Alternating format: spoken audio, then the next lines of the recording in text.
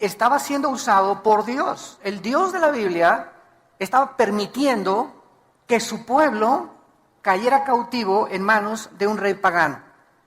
Así como nosotros en el siglo XXI, cuando nosotros nos rebelamos a Dios, cuando rechazamos sus leyes, caemos en la cautividad otra vez del pecado, de la idolatría, de la ignorancia, de los amigos que corrompen nuestro carácter, las malas amistades, etcétera, etcétera. Y es lo mismo y se repite exactamente en la forma que se llevó a cabo en el Antiguo Testamento.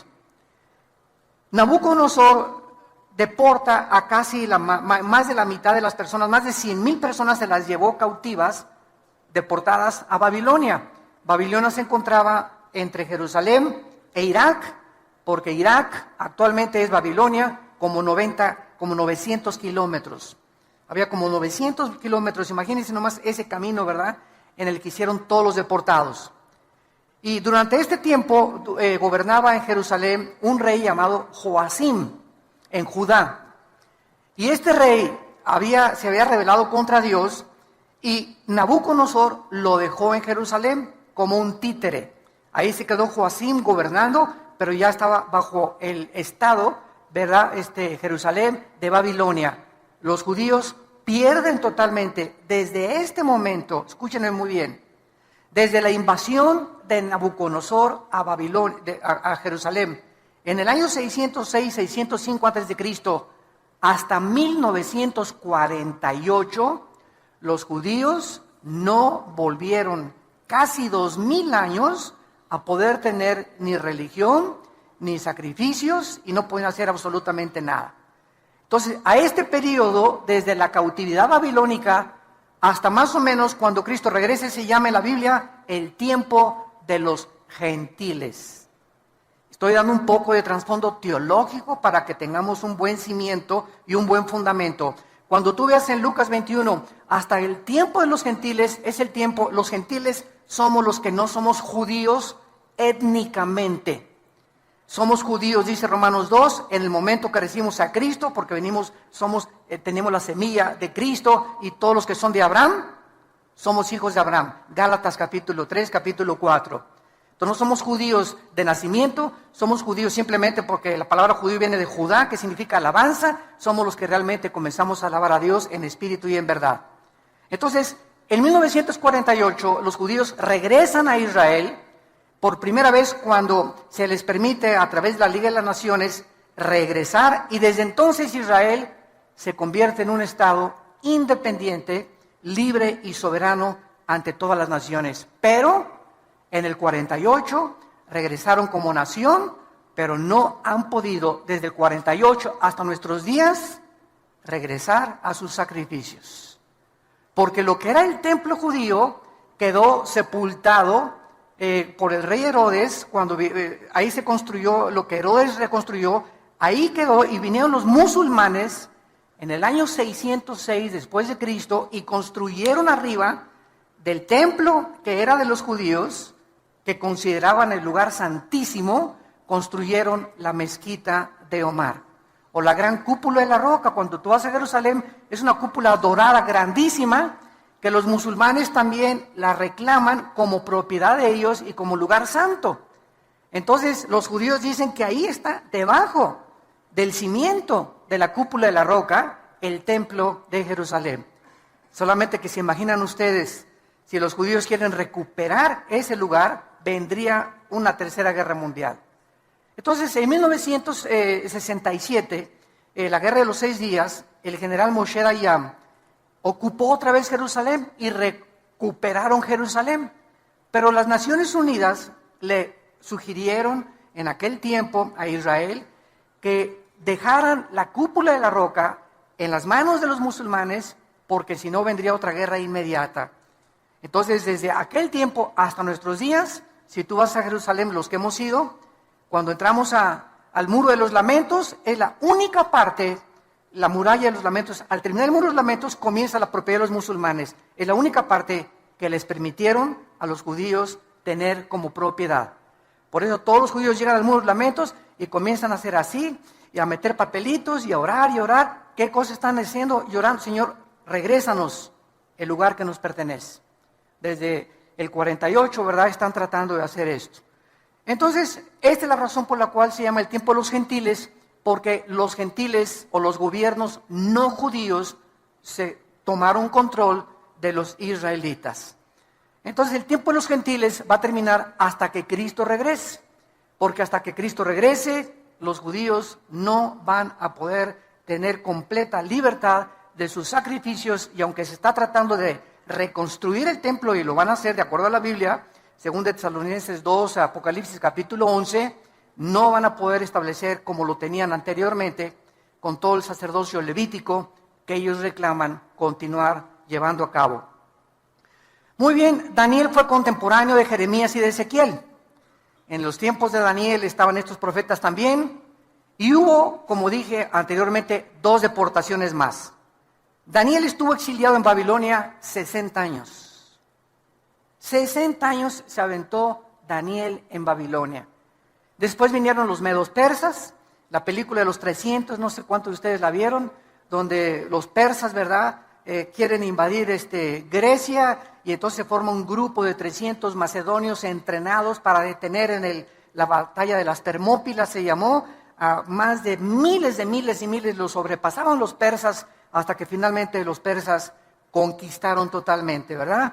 Entonces los persas conquistan a los babilonios, después los griegos conquistan a los persas, y después los romanos conquistan a los griegos. Y desde Roma hasta nuestros días, hace 2000 años, ya no ha habido ningún imperio mundial. Después de la Segunda Guerra Mundial se quiso levantar Estados Unidos porque ganó la guerra, junto con Inglaterra y con Rusia, y perdió la guerra a Italia, la perdió Japón y la perdió Alemania, y Estados Unidos se levantó como un poder supremo político, económico y militar hasta 1950. En el 50 se levanta la Unión de las Repúblicas Socialistas Soviéticas, Rusia, para competir contra Estados Unidos en lo que se llamó la Guerra Fría. ¿Por qué es fría? Porque no hubo bombazos. Simplemente estaban los dos, rusos y americanos, compitiendo por el poder político, militar, económico. En 1963-64, Nikita Khrushchev mandó misiles a Cuba para tratar de invadir Estados Unidos. El presidente Kennedy, John Kennedy, que fue asesinado en Dallas, desafía a Khrushchev, sacan los misiles y ya no hubo guerra entre Rusia y Estados Unidos hasta el 89, cuando Mikhail Gorbachev, uno de los primeros ministros de Rusia, declara públicamente: el sistema comunista de Rusia ha fracasado. Estamos muriéndonos de hambre, nos aislamos del mundo capitalista y necesitamos tener nexos porque es un mundo interconectado por el Internet. Ahora una nación, lo que le pasa a una nación afecta ya a todas, ¿verdad? Entonces Rusia reconoció y Rusia bajó las manos, se derribó el muro de Berlín que dividía a Rusia del oeste con la Rusia del este, y Rusia cayó ante los ojos de todo el mundo. Hasta hace poco el presidente Putin está tratando otra vez de levantar al oso caído, al poder ruso, desafiando al mundo como jamás desde la Segunda Guerra Mundial había habido una invasión como la que acaba de hacer con Ucrania y con Kiev. El presidente Putin diciéndole al mundo: Rusia no se va a quedar ya más con las manos cruzadas, voy a reconquistar todo lo que nos han quitado, y todas las repúblicas que se dividieron las quiere volver otra vez a reconquistar. ¿Por qué? Porque Estados Unidos ha comenzado a declinar política y económica y militarmente. El ejército de Estados Unidos ya sacaron, este año ya sacan a soldados de Afganistán y de Pakistán, y Estados Unidos ya no es el policía del mundo en el año 2014 en que nos encontramos. Ya Obama le dijo a Europa: encárguense ustedes de Putin. Dijo Obama: yo ya realmente le saco. Ya no tenemos ni el poder para luchar contra Rusia ni para poder detener a este señor. Y ahora Europa se encuentra económicamente débil. El único país ahorita en Europa es Alemania. Francia ya es completamente sometida a Alemania. España en quiebra económicamente. Italia se está muriendo de hambre. Grecia y Portugal muriéndose de hambre. Y la única nación ahorita que está tratando de hacer un frente para impedir otra vez el gran poder de los rusos es Alemania. Angela Merkel, la presidenta alemana, es la única que puede intervenir. La OTAN no puede intervenir, la Organización de los Países del Atlántico del Norte, porque Rusia no pertenece y Ucrania no pertenece a la OTAN. Y solamente OTAN interviene como en Libia cuando mataron a Gaddafi, porque Libia pertenecía y porque podían tratar de sacar a Gaddafi de Libia. Entonces ahorita Putin no tiene quien le diga no, solamente sanciones económicas y diplomáticas, y él va a seguir ampliando, y esto es exactamente lo que profetiza Ezequiel capítulo 38 hace 2600 años. No lo vean ahorita, lo menciono solamente, Gog y Magog. Gog es un líder, Magog es la tierra de los tártaros, la tierra de los escitas, que son los pobladores de la Rusia moderna. Y la Biblia hace 2600 años profetiza que Rusia se iba a levantar. Estados Unidos no aparece en la Biblia en ningún lado en las profecías de los últimos tiempos. Por más que nos cansemos de buscar y tratar de decir que es Estados Unidos, no es Estados Unidos, sino que solamente aparece Europa y el Medio Oriente, con algunas naciones de Asia como China y Japón en Apocalipsis 16 como los reyes del Oriente. Entonces, todo el escenario político y económico que vamos a estudiar en Daniel, en los capítulos ya finales, se encuentra profetizado con los otros profetas hebreos para que sepamos que Dios es Dios. Miren lo que dice, por ejemplo, en Isaías 44, Dios a través de su profeta, Isaías 44, versículo 7. Esto fue escrito hace 2750 años. Y dice Isaías 44, 7, desde el 6, perdón, así dice Jehová, Rey de Israel, y su Redentor, Jehová de los ejércitos. Yo soy el primero y yo soy el postrero, y fuera de mí no hay Dios. ¿Y quién? Dios está desafiando, ¿quién proclamará lo venidero? Lo declarará y lo pondrá en orden. Porque pues ha habido profecías, ¿verdad? Como Nostradamus profetizó, de las 100 profecías, el 10% se cumplieron. Nunca hay una profecía de ningún líder religioso en el mundo, llámese Mahoma, mucho menos Mahoma, el Corán no es un libro profético, ni el libro del Mormón, ni el libro del Maharani Banasutta, ni el Tripitaka de Buda. De ninguno de los libros sagrados se encuentra el orden, porque hay un orden en las profecías bíblicas en la que Dios puso la historia del mundo. Y cuando Dios le revela a Daniel, como lo vamos a ver más adelante en el capítulo 2, Babilonia, a través de la estatua del sueño de Nabucodonosor, tú eres la cabeza de oro. Después le dice Dios a Daniel, el segundo, desde Babilonia va a seguir otro imperio que representa los brazos y el pecho de plata, que fueron los medos persas. Después el vientre es Grecia y las dos piernas de la estatua de Daniel capítulo 2 es el imperio romano, que fue dividido en Constantinopla y en Alejandría. Y los dedos de los pies es la última forma de gobierno mundial que va a prevalecer antes de que Cristo regrese. Y estos 10 dedos de la estatua, vean ustedes que descienden de las dos piernas de la estatua de Nabucodonosor. Todo esto lo vamos a ver con mucho más detalle. Entonces, estos 10 dedos son 10 gobiernos que van a provenir del antiguo imperio romano y que son los gobiernos de donde, de acuerdo a Daniel 7, surgirá el futuro dictador mundial que es el anticristo. Entonces, Dios puso en orden los imperios tal como la historia lo ha visto. Babilonios, persas, griegos, romanos, y desde Roma hace 2000 años no ha vuelto a surgir un imperio.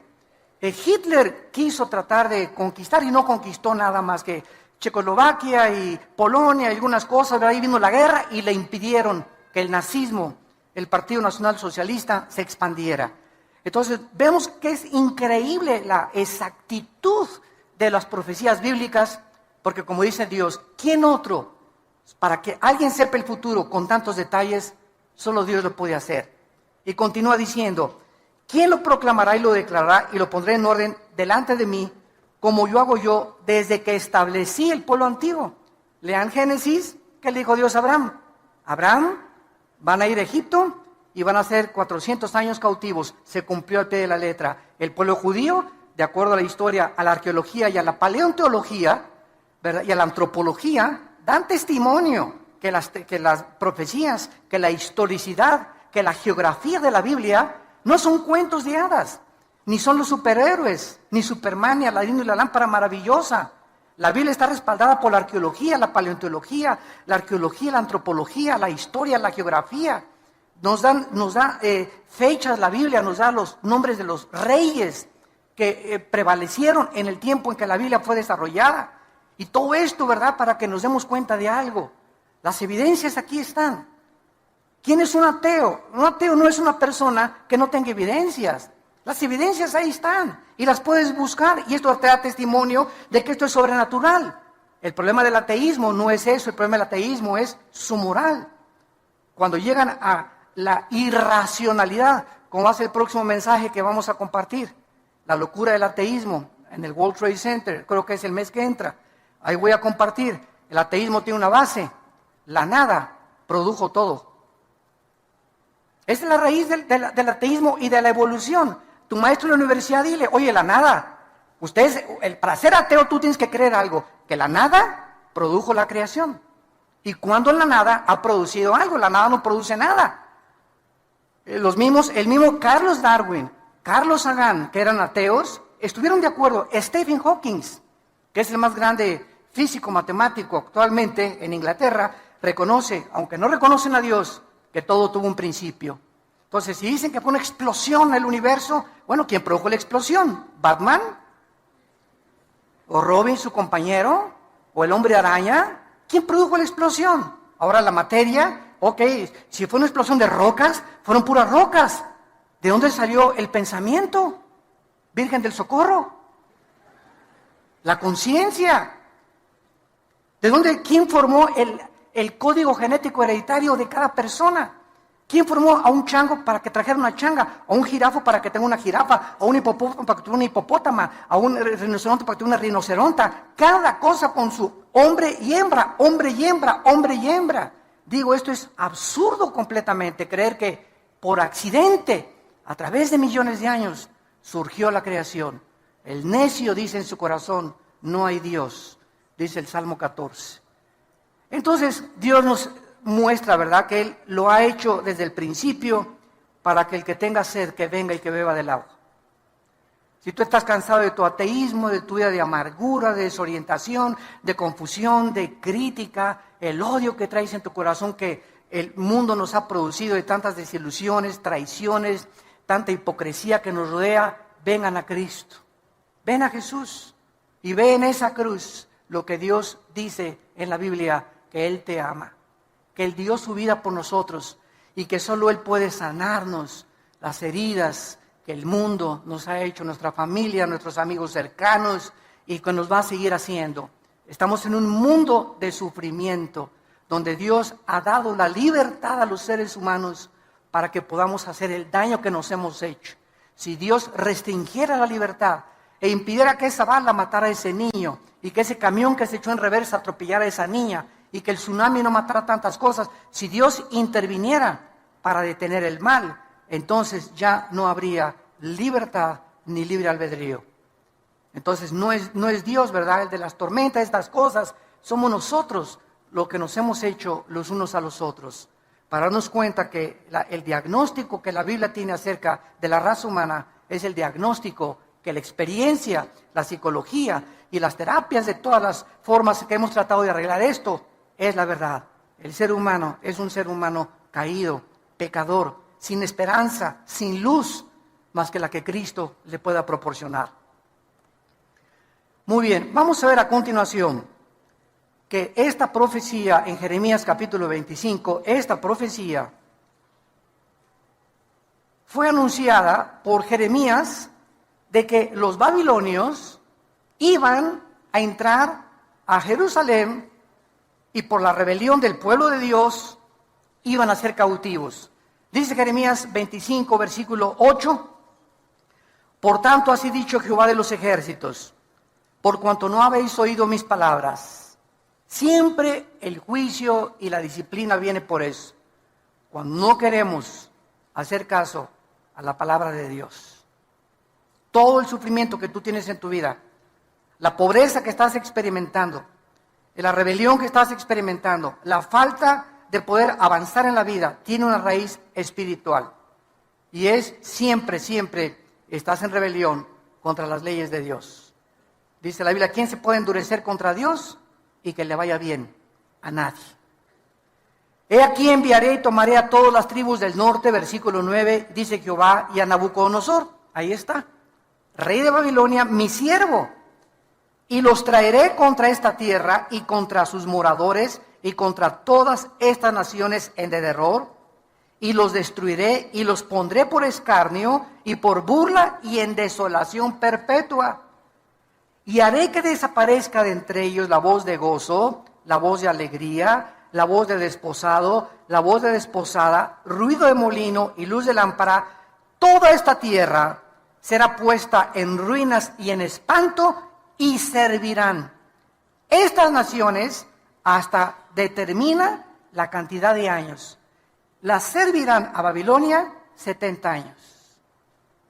Cuando Daniel tenía ya como unos 70, me imagino unos 75, 80 años de edad, Daniel, después de Babilonia, sirvió al imperio persa, Daniel, siempre como oficial, con un rango muy elevado, porque le reconocieron siempre que era más inteligente que los brujos y los astrólogos y que los magos y que los caldeos. Daniel, como a los 75, 80 años de edad, descubre esta profecía de Jeremías, que a los 70 años Dios los iba a libertar.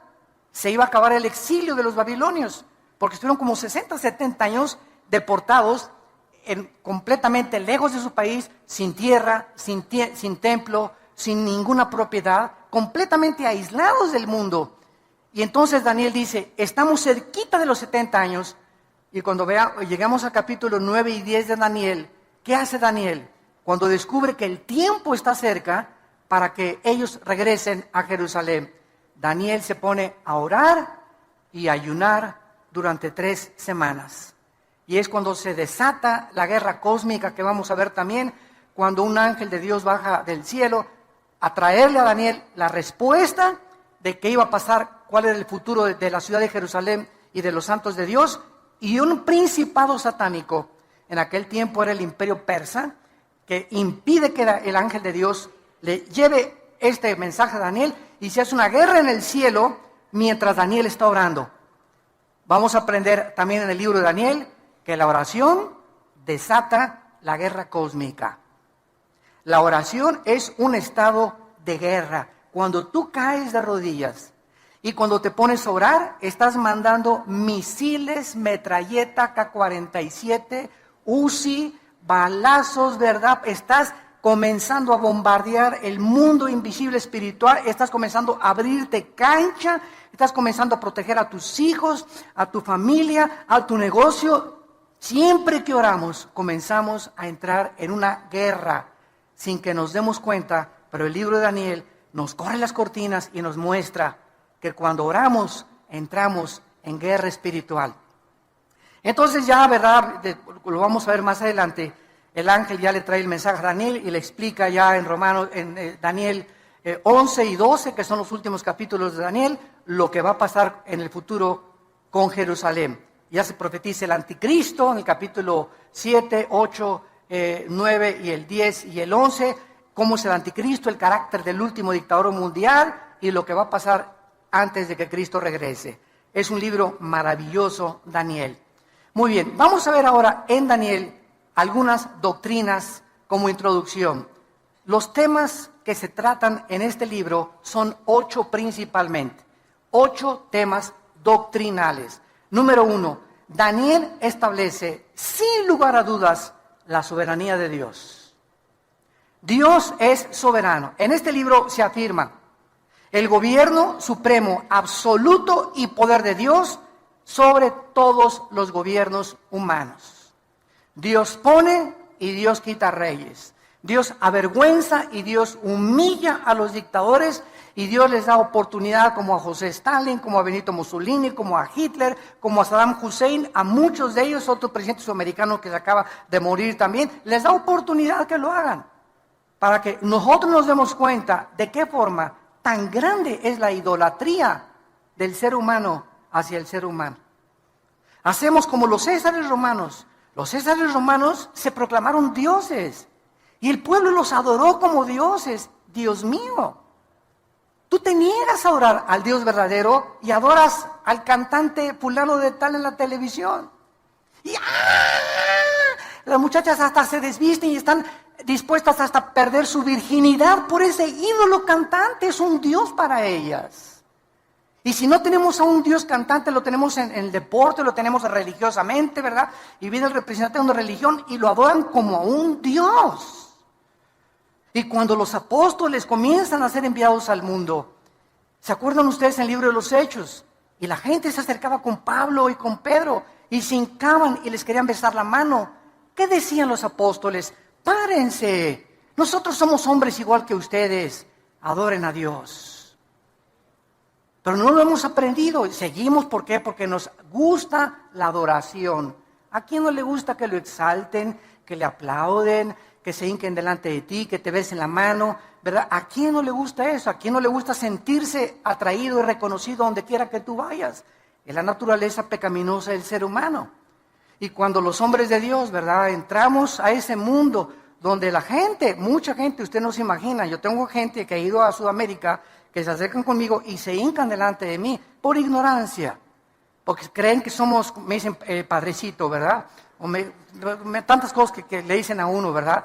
Y hermano, párese, ¿verdad? Párate, o sea, nunca te hinques delante de un hombre, ni menos le beses la mano, ni lo veas como un Dios. Somos como ustedes, con pies de barro, hombres con defectos que por la gracia de Dios somos lo que somos y lo que Dios nos ha dado, pero no somos ni más grandes, ni más poderosos, ni más santos, ¿verdad? Mucho menos, ¿verdad?, que cualquiera de aquellos que Dios ha llamado para servirle.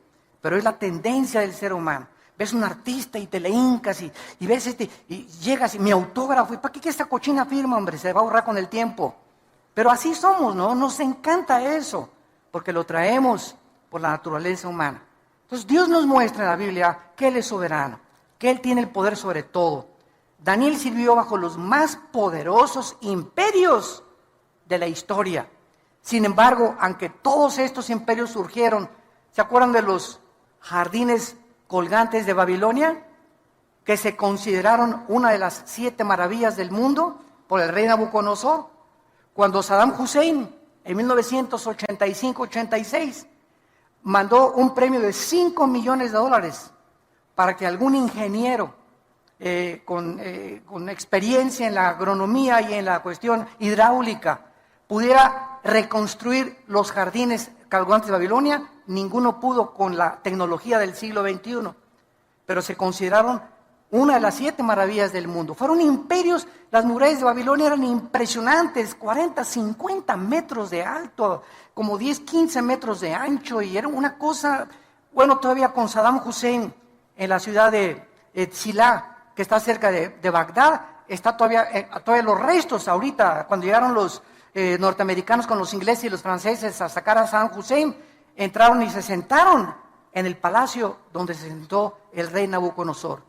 Las paredes todavía ruinas, ¿verdad?, de las cosas arqueológicas, la diosa de Ishtar que adoraban y todo el paganismo y una magnificencia impresionante.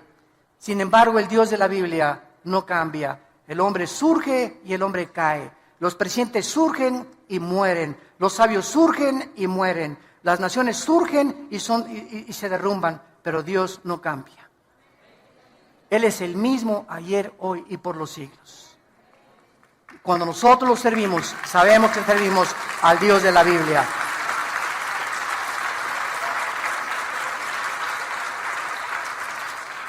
Dice en Isaías 40, el profeta, capítulo 40, versículo 15, he aquí que las naciones le son como la gota de agua que cae del cubo, y como menudo polvo en las balanzas le son estimadas.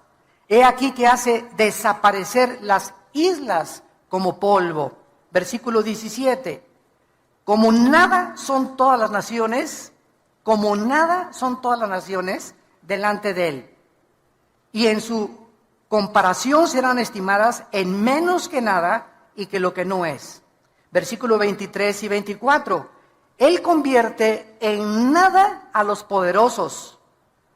Dice la Biblia, y a los que gobiernan la tierra hace como cosa vana, como si nunca hubieran sido plantados, como si nunca hubieran sido sembrados, como si nunca su tronco hubiera tenido raíz en la tierra, tan pronto como soplan ellos, se secan y el torbellino los lleva como hojarasca.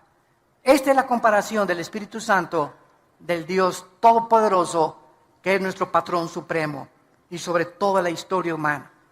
Y aquí estamos los hombres, ¿verdad? Teniendo miedo del hombre, sirviendo al hombre, adorando al hombre, inclinándonos delante de personas como tú y como yo, que no nos dieron ni siquiera la vida por la ignorancia del corazón humano.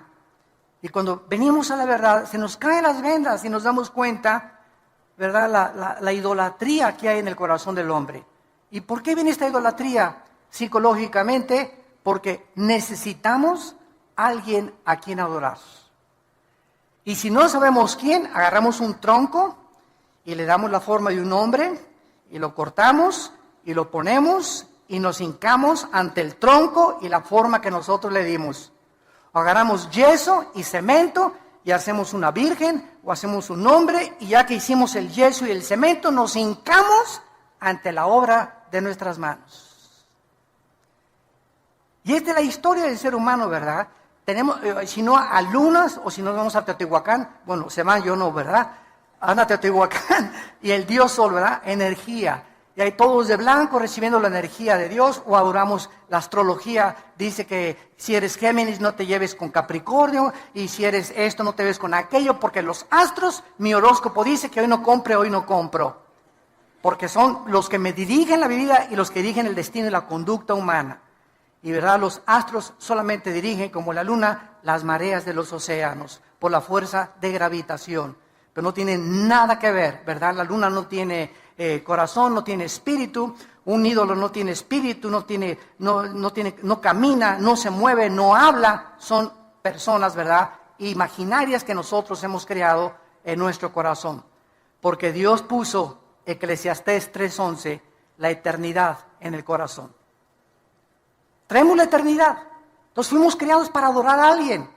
Cuando Pablo llegó en Hechos 17 a Grecia, ahí estaban los discípulos de los estoicos y los epicúreos, de un filósofo llamado Zenón. Y Pablo les dice a los griegos, cuando entré al Areópago, vi una grande estatua que decía, al Dios desconocido, al que ustedes adoran sin conocerle, les vengo a anunciar. Los griegos fue una civilización en el tiempo de la filosofía de oro, 150, 200 años antes de Cristo, que buscaban la verdad. ¿Qué es la verdad detrás de todas las cosas? ¿Qué es el sentido común? ¿Qué es la razón? ¿Cuándo somos racionales y cuándo somos irracionales, los que nos llamamos racionales? Entonces, ellos... Something just to put on my mind. Something just to put on my mind. My mind. Yeah, yeah, yeah, yeah. Yeah. Something just to put on my mind. Anytime I see you, you are always on my mind. But no time to talk to you. I've been thinking all night, all day, just to get attention, just to drive your attention away from my mind, just to talk to you, right? You the part of my mind, you the traveling so fly. Girl, I wanna make you my number one. You're gonna be one in a million. I will spend you all my billion. Yeah, you are the one on my mind, one of a kind, one in a million. Yeah.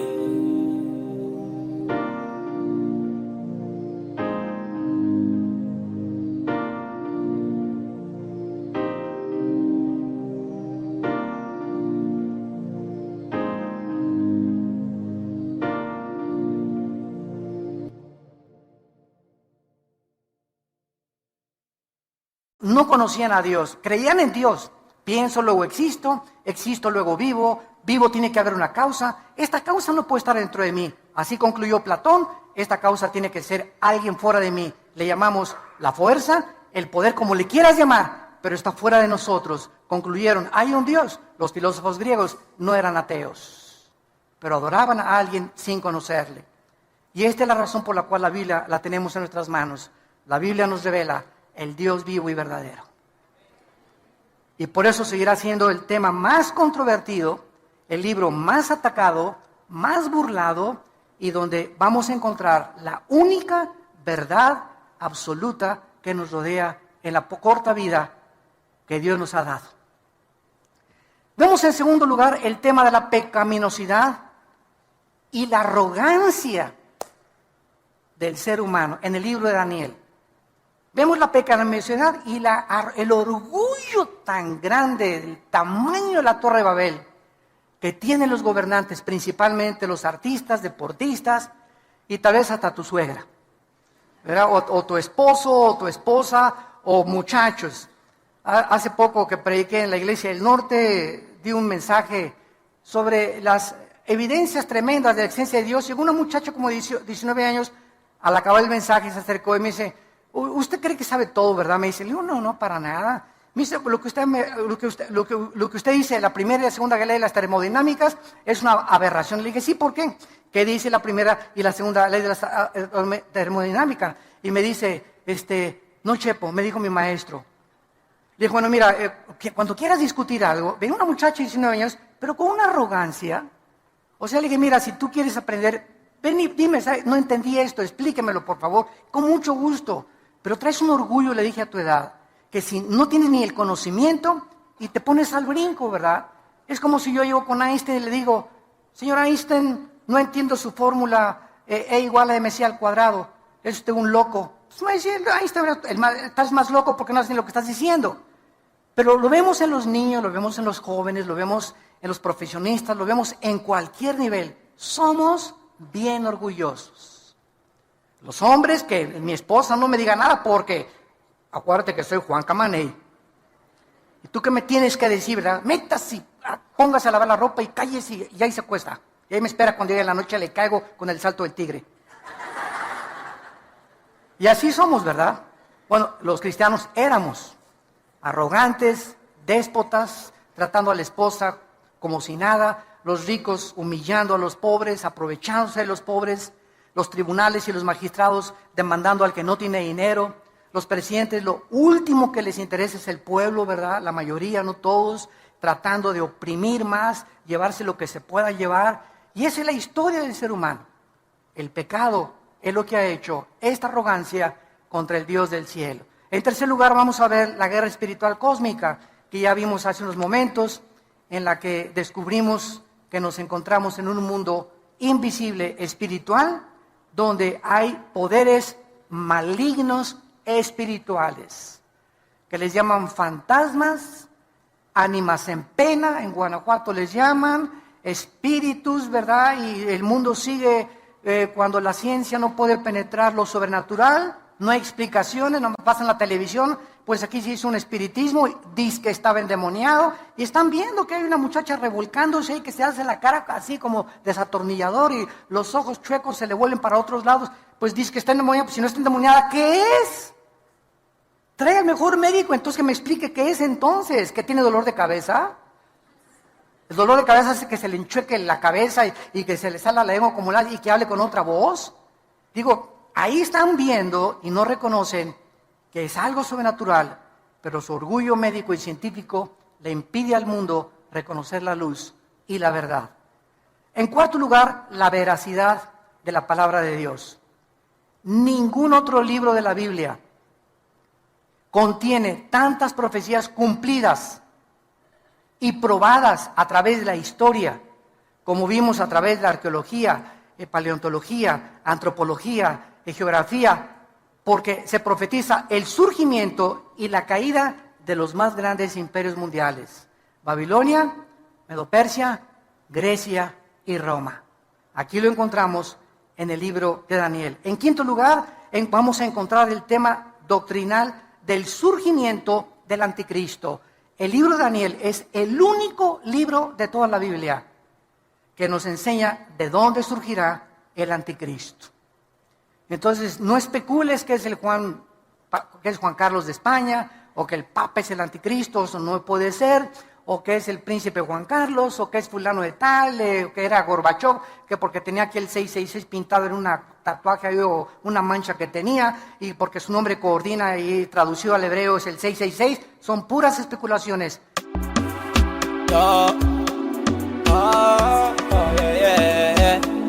Yeah, on a slow move, just take it low. 1, 2, 3, go! Shawty wanna go down, put me on key on the slow mode. Yeah, make you slow down, give me that vibe on the low down. I like the way you roll it, I like the way you rotate. Just call me the bartender, give me some wine, Bacardi Rosé. I wanna pop into shy, yeah. I wanna live my life, get to shy, yeah. Don't it lucky, don't it shocky. Give me the fire, give me on key. Tempo, I'm gonna on eat. So I'm on flexing life, I'm on fetch, yeah. I want to make a fresh yeah, yo. Over try, yeah. I want to make a fresh yeah, yo. Tonight, no time for darling. Put me in the club, no time for stopping. Everybody flex, no time for it. No be say we no bad, no be say we no tight, but we better than them, we are better than the baddest. See them now in the craze.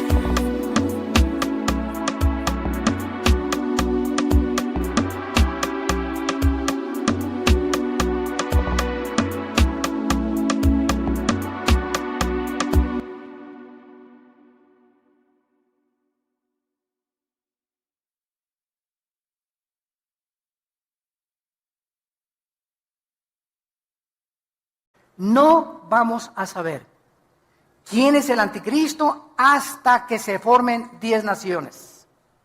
5 de Europa y 5 del Medio Oriente. Oigamos que hay un tratado entre el Medio Oriente y Europa. Qué interesante que Estados Unidos ya se salió de la ecuación, tal como la Biblia lo profetizó.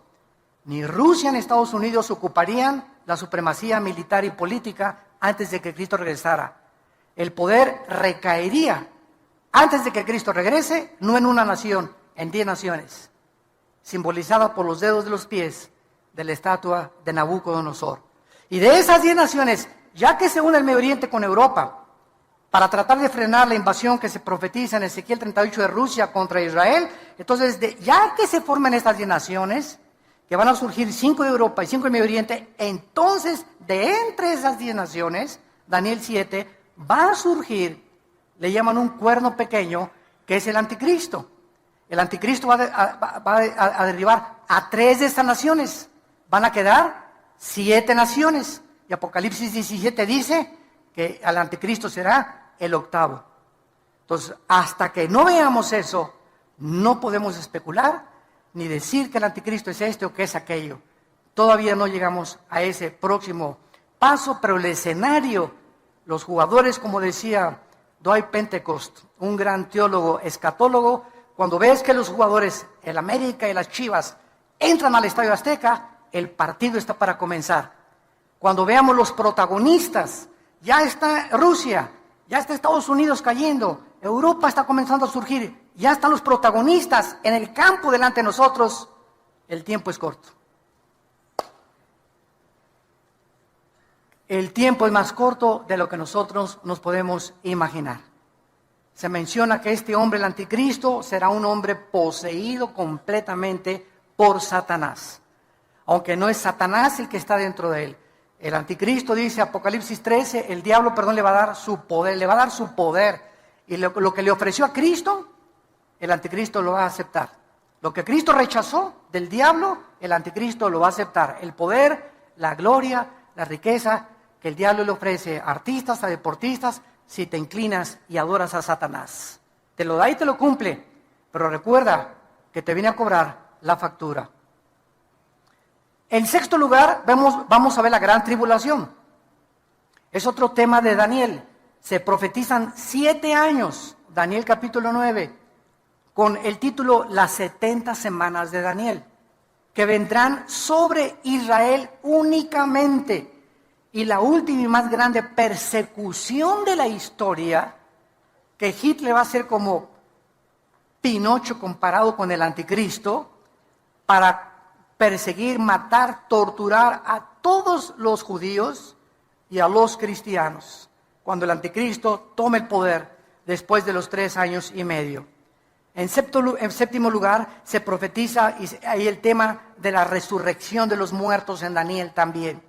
Se profetiza que muchos muertos que actualmente creemos que ya les llevamos flores y son huesos, van a volver a vivir.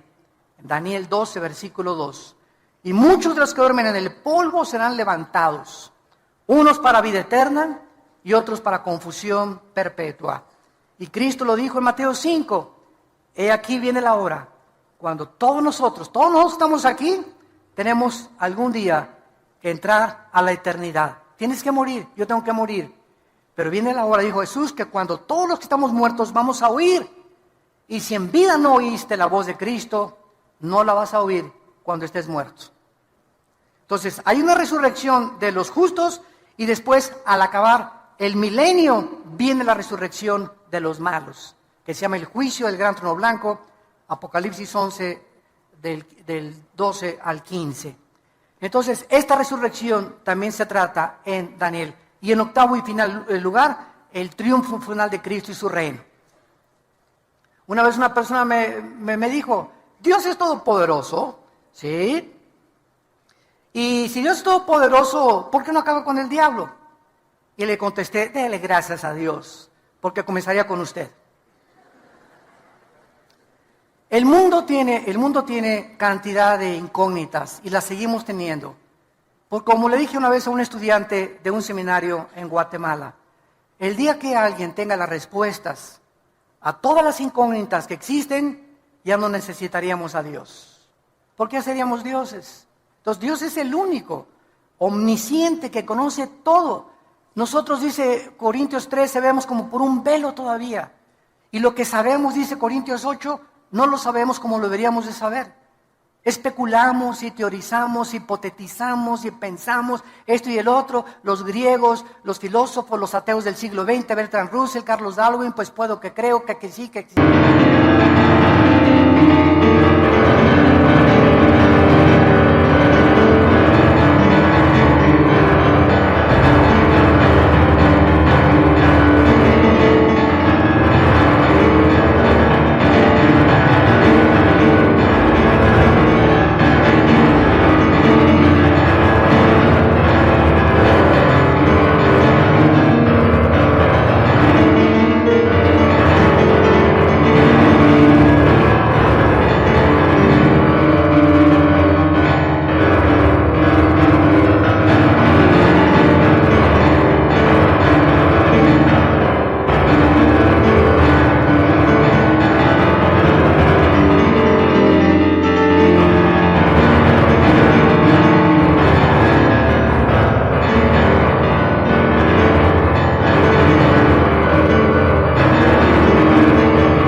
Que arranca, que no arranca, ¿verdad? Y todo se queda así, pero no hay verdades absolutas, absolutamente, en ninguna conclusión lógica, filosófica del ser humano, porque no somos dioses. Pero venimos a la Biblia y comenzamos a encontrar respuestas. Pero hay una condición para que tú puedas conocer la verdad, querer hacer la voluntad de Dios. Dijo Cristo, si alguien quiere conocer la verdad, haga mi voluntad. Cuando tú comienzas a someterte a Dios, a sus leyes, a tratar a tu esposa como una reina, a darles buen ejemplo a tus hijos, a pagar tus impuestos, a pagar tu diezmo, no pagar porque tiene que nacer el corazón, ¿verdad? No es un pago, perdón, pero a comenzar a darle a Dios lo que Él quiere que le demos. Cuando comencemos a hacer, no tenemos deudas, que no nos endrogamos demasiado, que las pagamos, que no queremos perjudicar a nadie, no hablamos mal de nadie. Comenzamos a bendecir a toda la gente, a los que nos persiguen los bendecimos, no guardamos rencor contra nadie. Cuando comienza nuestra vida a ser revolucionada de esta forma, comenzamos a descubrir y a conocer como que se nos amplía la mente, se nos comienzan a caer las vendas y comenzamos a ver la luz. Pero hay un precio para que veas la luz. No vengas, y a ver si Dios dice esto, retando y desafiando a Dios. Espérame tantito. Dice Dios, primero deja tu frente, deja todo lo que tienes y veas mi voluntad. Pídele perdón a tu esposa antes que conozcas la teología de la predestinación. ¿Quieres conocer la predestinación y quieres conocer el libre albedrío humano? ¿Quieres saber por qué Dios permite esto y aquellas cosas?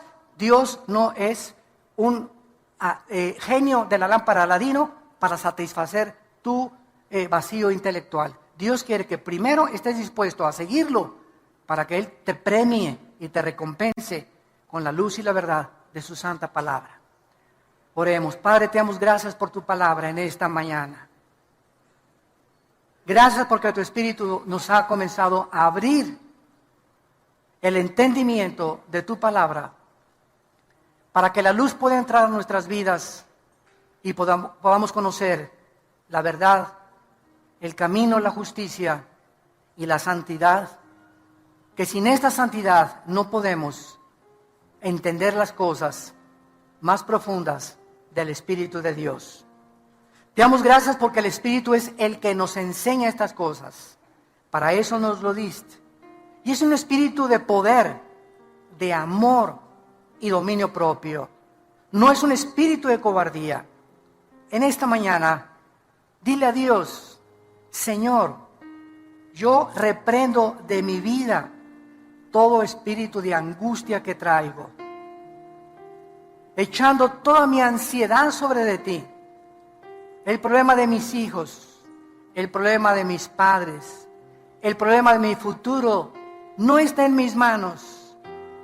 Oh Dios, gracias porque no soy Dios, no soy diosa. Quiero solamente descansar en ti. Te entrego, Señor, mis afanes, mis ansiedades. Quiero tener paz. Te pido, Señor, que todo espíritu que hay en mí de temor se vaya, Señor. Y yo pueda saber que si te tengo temor a ti, no tengo que tener temor de ni enfermedades, ni del futuro, ni económicos. Porque tú eres mi pastor, nada me faltará jamás. Si diste tu vida por mí, ¿cómo no me darás todas las cosas? Si diste tu sangre en una cruz para que yo pudiera entender cuánto eternamente me has amado. Gracias, Señor, por ser mi pastor, en quien puedo llorar, en quien puedo descansar. Guíame por sendas de justicia por amor de tu nombre.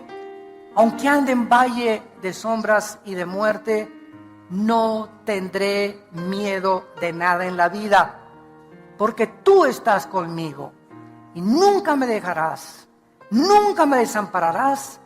Aunque yo crea que me has desamparado, estás conmigo y estarás siempre hasta el final de mi vida. El bien y la misericordia me seguirán todos los días de mi vida, y en tu casa algún día, oh Dios, toda esta vida de problemas y sufrimientos no se comparará cuando en aquel día me abra los brazos y me digas: ven, bendito, bendita de mi Padre, desde antes de la fundación del mundo, al reino que había preparado para aquellos que me han seguido con todo su corazón. Y ahora muchos de ustedes que no tienen a Cristo, que han venido tal vez de visita, otra vez por curiosidad, y estoy seguro que entraste a esta conferencia confundido, vacía, desorientado, con tantos problemas y tantas angustias. Te invito a que vengas en esta mañana a una cruz. No te invito a ninguna religión. Ven a la cruz, a un hombre que se llama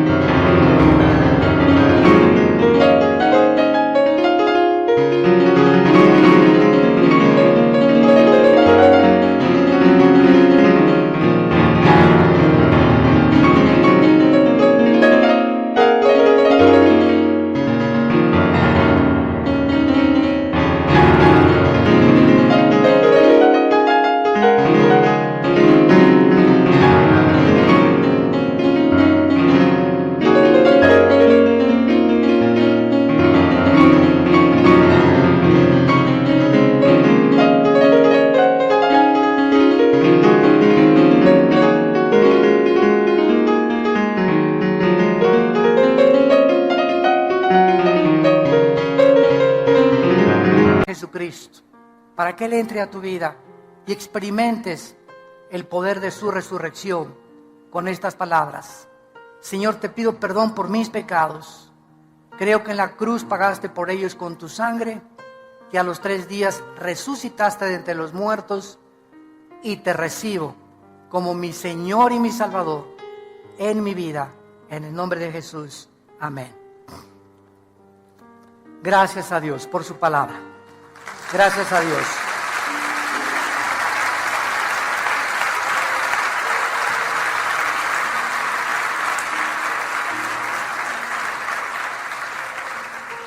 Y así como muchos de ustedes, muchos de nosotros que tenemos la carga de compartirles esta palabra, también venimos cargados.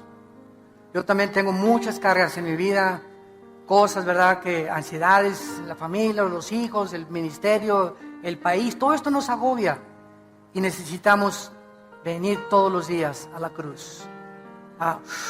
De la palabra sacar esa fuerza que nadie nos puede dar, ni las pastillas tranquilizantes, ni el psiquiatra, ni mi comadre, ni la doctora Corazón, ni Walter Mercado, ni nadie. Solo Dios en su palabra me puede seguir sosteniendo para que lleguemos con gozo al final de nuestra carrera. Nos ponemos de pie para recibir la bendición pastoral. Los que gusten pueden extender su mano hacia acá en señal que reciben esta bendición. Dios bendiga tu vida y te guarde y te dé paz. Dios bendiga a tu esposa y a tu esposo, tu matrimonio y a tus hijos. Dios bendiga a tus animales domésticos. Dios bendiga los alimentos de tu hogar. Dios te guarde cuando salgas a la calle para que regreses contento a tu casa, con alegría en tu corazón, para orar con tus hijos y tu familia. Dios te llene de todo el poder de su conocimiento y sabiduría, para que siempre apruebes lo mejor, andando como es digno de un hijo y de una hija de Dios, llevando fruto en todo tiempo, creciendo en su conocimiento y en toda su gracia, y mostrándole a la gente el amor de Cristo que sobrepasa todo entendimiento. Dios guarde tus pensamientos y tu corazón en Cristo Jesús, en su nombre precioso, que tengan mucha paz. Amén.